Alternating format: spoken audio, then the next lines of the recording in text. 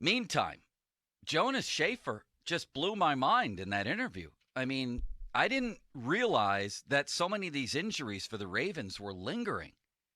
We're talking about Ronnie Stanley, the left tackle. How many 3 ankle surgeries did he Yeah, say? one of the best players in the league at his position. Maybe opening day. Marcus Peters trying to get him ready for opening day. J.K. Dobbins coming off a major knee. Owe coming off shoulder surgery, and now it has a foot issue at the beginning of OTAs. He's their only, and stands to be, their only healthy NFL-level edge rusher, depending on Tyus Bowser, who's coming in with an Achilles and is still on the shelf. I'm just stunned by this. Then you have the Lamar Jackson situation. What did you make of that, Ron? My conclusion, based on all available clues and Jonas's reporting, is that they have discussed numbers. Lamar's insulted by the numbers.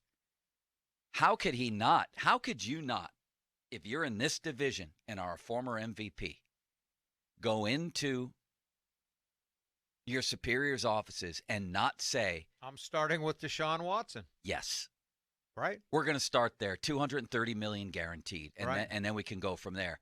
There's no other discussion, is there? I wouldn't think from his standpoint. Not from his standpoint. Not from his standpoint.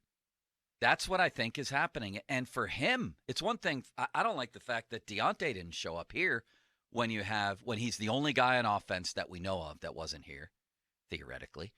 And you have new quarterbacks, really a new offense. He is the quarterback. It's worse there. But, Aaron Rodgers isn't showing up in Green Bay. I don't know. Is there other quarterbacks that maybe aren't showing up? I don't know. And he also speculated, the guy we talked to speculated maybe, he said there's some veterans that didn't come in this week that may come in next week. Yeah. And maybe Lamar will be among them. It's something to follow the whole time through. Yeah, and I think with Rodgers, too. I don't like that. I like that Ben showed up here last year for whatever kind of shape he was in. But learn a new, I think both he was in these okay guys. Shape. I think he learned the offense. I mean, shape as a 39, whatever condition he was in as far as his career went. He was here, and I think Rodgers and Lamar should both be there with new receivers and new things happening. I don't even know who Baltimore's receivers are. Well, they got the tight ends, obviously. Yeah, and the kid they drafted last year. Bateman, right. Yes, Bateman. But that's only one wide receiver. I know. You need 4, right? Yes. They what they blew it. They should have tried to sign Ray-Way McCloud. You're exactly right. Tim, do you know? I mean, is he here? Here we go. Where is he? Here we go. I didn't mean that. I'm here. I swear. I'm here. Do you know how many touchdowns, whether it's rushing, punt, kick returns, or receiving, Ray has in his career? I know he should have had one that Mason Rudolph bounced to him last year. How many does he have? I don't remember him scoring at all. Does he have one? No, he doesn't. I didn't think he did. 0.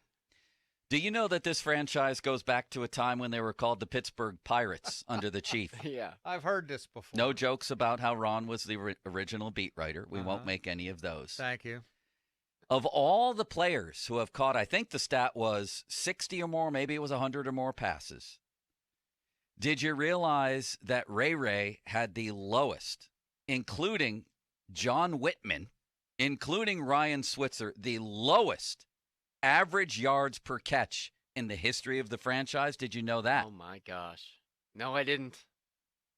I mean, what was the number? 6.0, I believe. Oh Ron's grade point average from Northwestern with extra credit. They kept throwing it to him, though. Man, did they ever. They tried to turn him into Lynn Swan. He didn't return a punt, did he? He had a couple long ones. He had the long one against Tennessee. But he didn't score, right? Which is a long way of saying, via vending machines, nicknames, and Ray McCloud, that, Ron, I'm picking the Steelers second in this division. The Browns is the Browns. Maybe the Ravens is the Browns. The Bengals are the class of the division right now. So if we talk to somebody from Cincinnati tomorrow, they'll mention 1 or 2 problems, and then you all of a sudden have the Steelers winning the division. Everybody has problems. Their biggest problem is that their schedule is gonna get like a lot harder. A lot harder. But they're in relatively good shape. They have an incredibly explosive offense. They quietly rebuilt their offensive line in the offseason. They've I don't even know if I'd say it was quiet. They went out and overhauled it.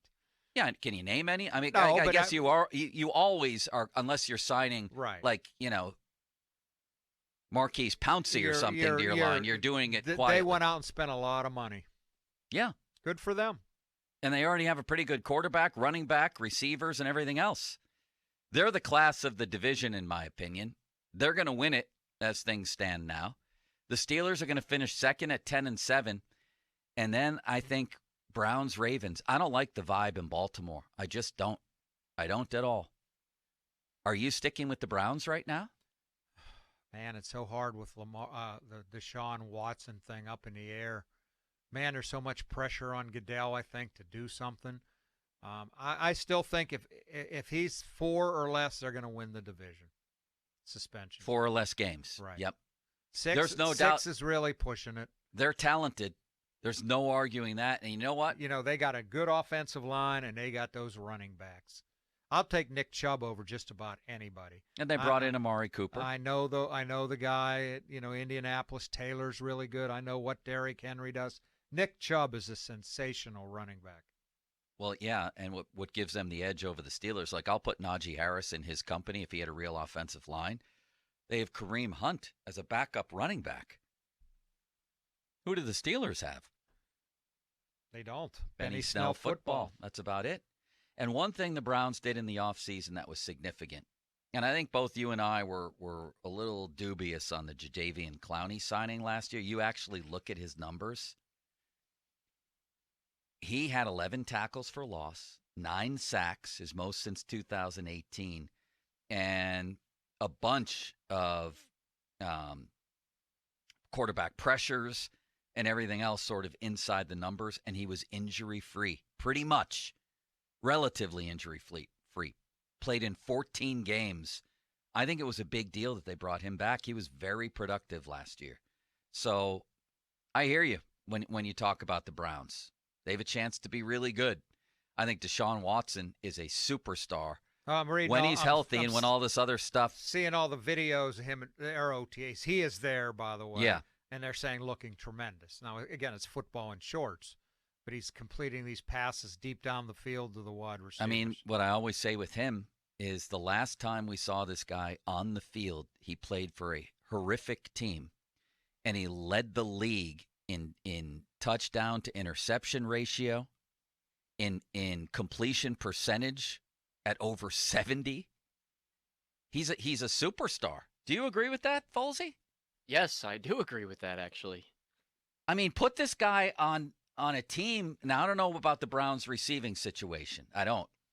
But put him on a team like this with a really good line, a really good running game, and who knows what he'll get from Cooper and the other guys there. You still can't get past the Browns is the Browns. No. I can't. I know it. I see. I'm seeing weighing on you across the table here. I'm allowing for the chance that they could be great. I'm allowing for that chance that an injured Baker with all his drama. Of course, Deshaun's brought some himself. Yeah.